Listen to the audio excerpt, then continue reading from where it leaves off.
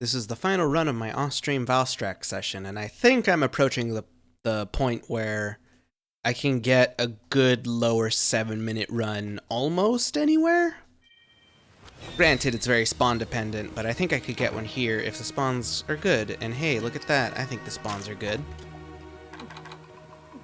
Just have a short ride over here. This. Speed up for this wire bug. Fairly certain the Toby Kadachi is going to show up eventually. So let's just not worry about getting that right now. Instead, let's worry about maybe getting the ride on the Valstrax first.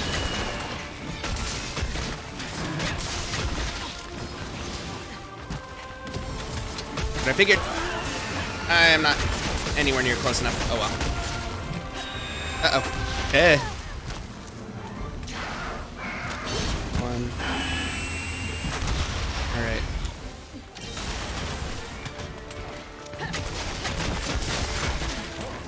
Let's, again, like I said, just focus on getting the Wyvern ride. Somehow the Toby was aggroed. I guess we're right next to it.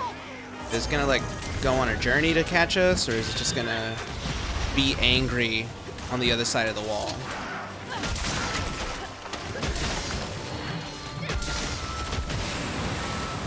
I mean, I would appreciate it if it just decided to stay angry on the other side of the wall. I'm trying to do something here. It's not its time to show up yet. This is the end! Absolutely the most spammingest hunter right now. That was one of the fastest Wyvern rides I think I've ever gotten on a Valstrax. I was just fishing for it. It was like, God, I pressed B, whatever. That's happened multiple times. I think it's just me not pressing B soon enough. Hey. Thank you. Will this be good? I think so. Hey. It's like at the size where it can actually get stuff. Hey there. Oh, my cat gave me earplugs. Yay. Nope. Yep, this is fine. This is 100% fine. Let's go for a ride!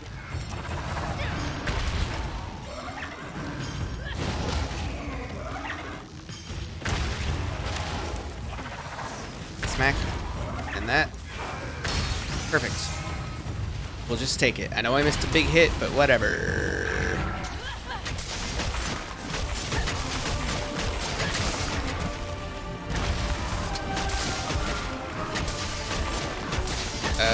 I hope the cat holds that Kittinator.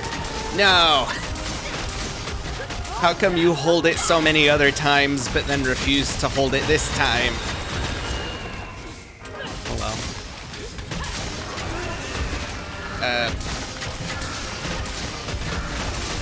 Damn.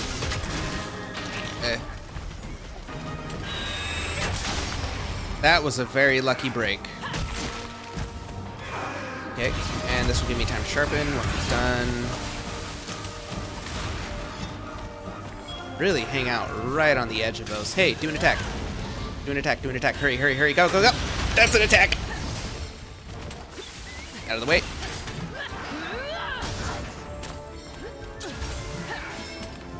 Move. I guess it is. Just do a regular finishing discharge. Haven't done that in a while.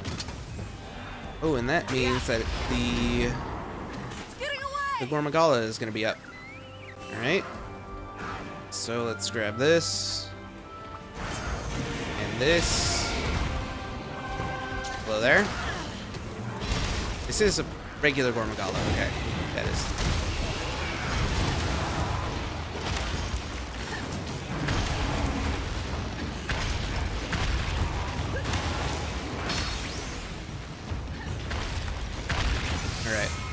Excellent.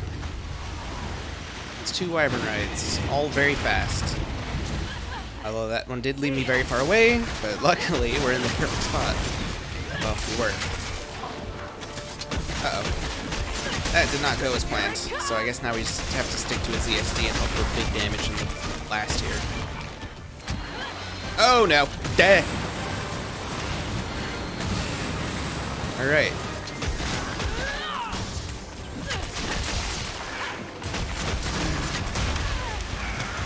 Kind of hoping that I could actually finish the finishing discharge. That was a lot of words. A lot of words that all start with the same letters and have the same words.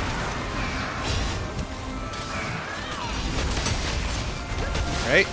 Wasn't sure that was actually going to land. Can I get this in time? Yes, I can. Just keep the damage up. Ow. Say goodbye.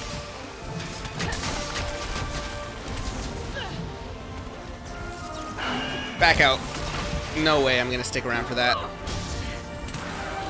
Close the distance with a bunch of scroll swapping.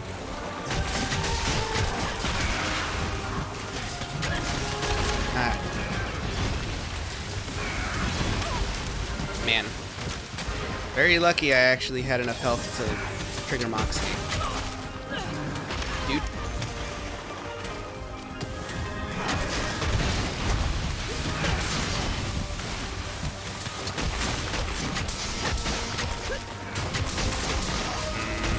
Man.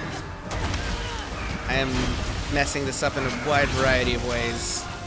Ways that are really just should not be happening. I get a ZSD. I can, and it's on the tail even. Hooray. Just don't get clipped into the anywhere. Just no walls. You. This. This gonna be it. No. Is it gonna be like a one final hit? Oh no, it's one final hit. Oh, but it's a 713. I'm free, I think. Am I free? Am I choosing to let myself be free from this? You know what? I think I should. I'm free. I'm saying I'm free. I can move on. The 713 is fine. It's not going fastest. It's just going fastish, and you know it's good enough for me. Were there mistakes? Yes, plenty. I think actually if I made fewer mistakes on this run, I could have had a sub 7 by like a second or two. But you know what? We'll just leave that time on the table for the future, maybe another build or the revisit of this build when every weapon gets like fully upgraded and whatnot. And I see like, how can I get the same set of skills with some extra toppings on there, you know? Some extra nice things. I don't know what I would add to this one though. It'd probably just turn into an agitator build or something. But anyways, let's take a look at that final time. Really glad that the very last run actually is good. Yay. Let's see, the final time is 7:13:41. Yay. I am free from Valstrax hell. And soon there will be a Shagaru Magala in hopefully less time than it took to get the Valstrax run. Yay. You know, maybe I should stop making promises for when videos are going to be coming out, because this took a really, really long time to make. It's mainly because there are too many good games out. I would play those instead of actually editing. My bad. Anyways, that's besides the point. Hey there, and thanks for watching this episode of Going Fastish, the series where I do solo freestyle monster hunts, somewhat fast, or at least fast from a casual perspective. If you liked what you saw, remember to like, sub, bell. If all you want is the build, then here it is on screen, and I'll see you next time on Going Fastish.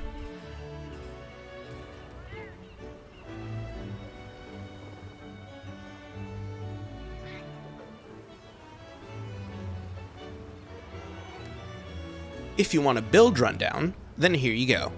This build is made from the same basic template as last time, with the two differences being the weapon and the element attack skill used.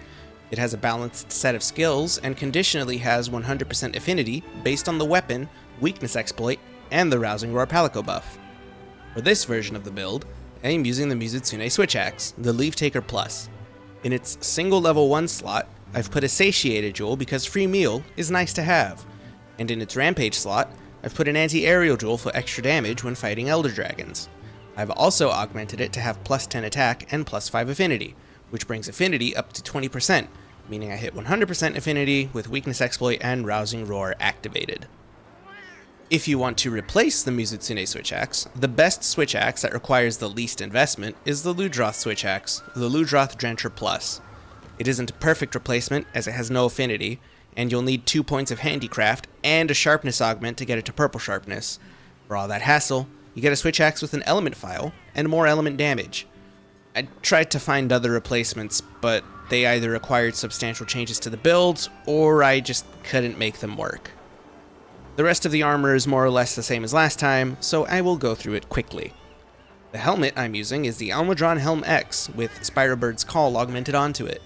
In the level 2 slots, I've put critical jewels for extra crit damage. This helmet remains a solid piece up until early endgame, so it makes sense to see it here in an entry-level basic build for endgame.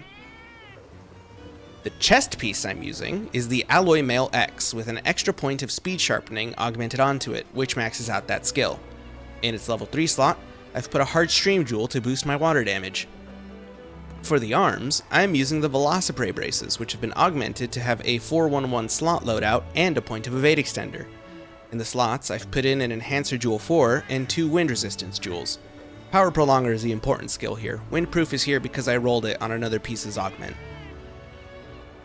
The waist piece is the Anjanath Coil X, which has been augmented to have a 421 slot loadout, making this armor piece quite flexible. In those slots, I've put a Hard Steadfast Jewel for stun resistance, a Stream Jewel 2 for extra water damage, and a Satiated Jewel because again, free meal is nice to have. In the leg slots, I have the Death Stench Heal X because of its wide variety of useful skills.